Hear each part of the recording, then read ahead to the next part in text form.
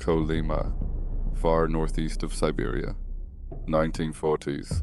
Imagine wanting so desperately to escape a place and gain your freedom that you would rather go outside and face the relentless cold, a cold that kills faster than any weapon in that prison. A place so cruel and inhumane that the idea of enduring temperatures as low as minus 60 degrees becomes a rational choice compared to staying inside that confinement. Kolyma is located in the far northeast of Siberia, in a region so remote that even today it remains one of the least populated places on Earth. The Soviet Union discovered gold there during the 1930s and began using forced labor to extract it. Prisoners arrived by boat through the Magadan Strait. Many were already sick upon arrival, and some were already dead. The prisoners were given a daily ration calculated only to provide enough energy to work, not to live. Those who failed to meet their quotas received less food, and less food meant less strength, which led to lower productivity. It was a cycle that ended only with the prisoners' own deaths. The Gulag was a system of forced labor camps that operated under Joseph Stalin in the Soviet Union. It was recognized as an important instrument of political repression, housing both common criminals and so-called enemies of the state. People who opposed the government were labeled enemies of the homeland and sent directly to Gulag camps as a form of re-education. Life for prisoners in the Gulag was extremely harsh and inhumane. They faced extreme cold, constant hunger, forced labor, minimal food, inadequate shelter, and violence both from guards and among the prisoners themselves. The system grew rapidly, reaching a population of 100,000 people in the 1920s. By the late 1940s, the population of the Gulag camps had risen to around 1.5 million prisoners. Scholars estimate that of the 14 million prisoners who passed through the Gulag camps and the 4 million who passed through labor colonies between 1930 and 1953, approximately 1.5 to 1.7 million died in the camps or shortly after their release. Researchers have found no evidence of a plan of destruction for the Gulag population, nor any official declaration of intent to kill them, and the number of prisoner releases far exceeded the number of deaths.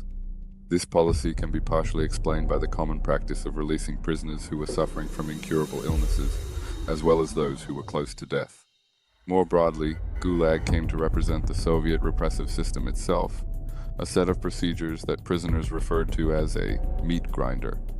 Imprisonment, interrogations, transport in unheated cattle cars, forced labor, the destruction of families, and premature and unnecessary deaths were conditions that plagued Gulag inmates. After Stalin's death, the Soviet government immediately began dismantling the Gulag system. A large-scale general amnesty was granted, but it applied only to non-political prisoners and political prisoners who had been sentenced to a maximum of 5 years.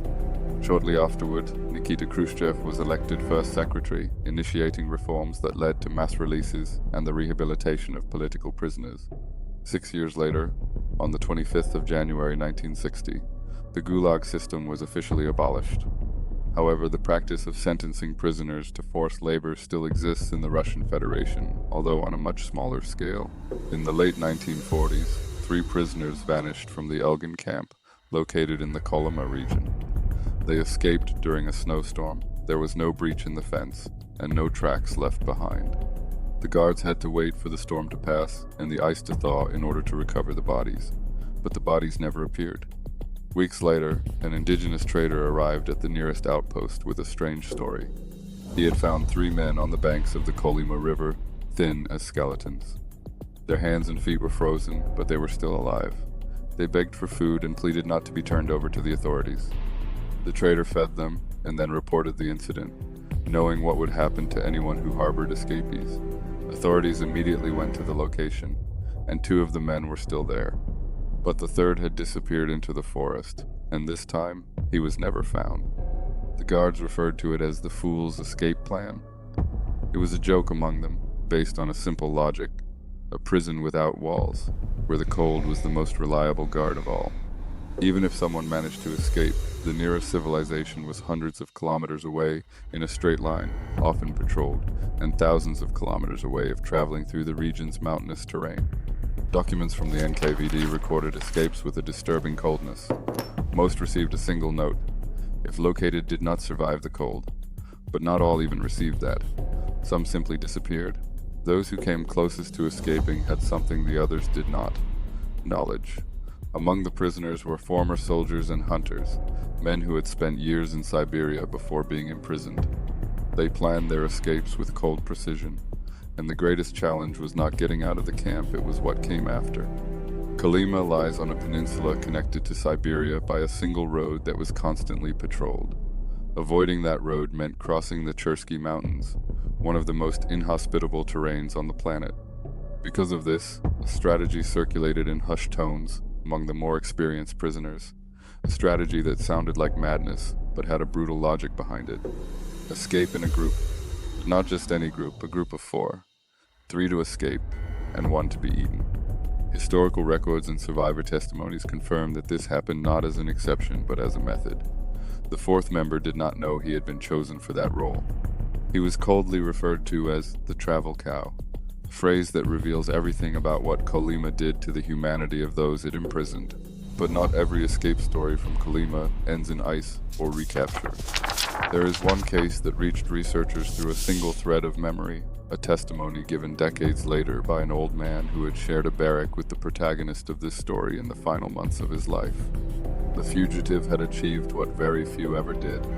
He got out of the camp, crossed the region around Magadan, boarded a ship as a stowaway laborer, reached Vladivostok after weeks of crossing and invisibility, and then, already within inhabited Soviet territory but outside Kolyma, he began to rebuild an identity. But when he tried to contact the family he had left behind in Moscow, he discovered what the system had done in his absence.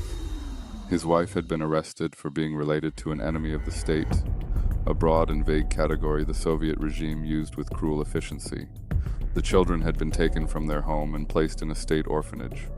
One man's escape had destroyed the lives of 4 innocent people.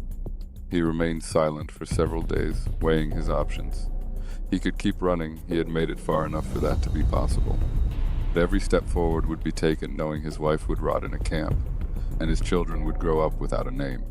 So he turned himself in to the nearest local authority. He signed a detailed confession of his escape, including routes, methods, and the names of those who had helped him. He was sent back to Kolyma with an extended sentence, where he died about 2 years later. But before he died, he received a piece of information brought by the guard responsible for the barrack unasked. His wife had been released, the children had been returned to her. The confession had worked as a form of unspoken currency never openly negotiated, but implicitly accepted by the system. This story does not appear in any official document. There is no file number, no record, no trace beyond the memory of a man who was there, and yet it reached us. And that, in itself, is a form of resistance that Kolyma could not erase. There is a question that Kolyma researchers still ask today without a definitive answer: how many truly made it? Soviet archives, partially opened after 1991, show that between 1937 and 1953, there were more than 50,000 recorded escape attempts across the entire Gulag system. In Kolyma specifically, the numbers are lower than expected, not because the desire to escape was weaker, but because the knowledge of what awaited outside was greater. They knew too much to try often. But there is a figure in the archives that historians cannot fully explain: a discrepancy between the total number of prisoners who entered the Kolyma camps and the number officially accounted for in the end, whether dead, released after serving their sentences, transferred, or recaptured after escape. The difference is not enormous, but it exists. Several hundred individuals simply do not appear in any record of outcome. Historians offer reasonable explanations: bureaucratic errors within a vast and chaotic system, unrecorded deaths in remote camps, prisoners transferred without proper documentation. All of that is possible, all of it is likely. But there is also another possibility, smaller, but not entirely dismissed by the more careful researchers, that some of these numbers are the ghosts of Kolyma. Men and women who vanished, crossed the Chersky Mountains, reached some distant place, and built new lives so convincingly that the state never found them, neither dead nor alive, only absent. Living perhaps as other people, with other names, in other cities, and never speaking of where they had come from. Kolyma was closed as an active camp in 1953, after the death of Joseph Stalin. The demobilization was gradual, with camps shutting down one by one over the following years. But the region was not simply returned to the silence that had existed before. Many of the prisoners who survived were ordered to remain in the area for an indefinite period. They were now technically free. There was no longer a camp, no formal sentence. But they could not leave. Kolyma remained a prison, only without visible fences. And some of these men and women lived the rest of their lives in the very territory that had tried to kill them.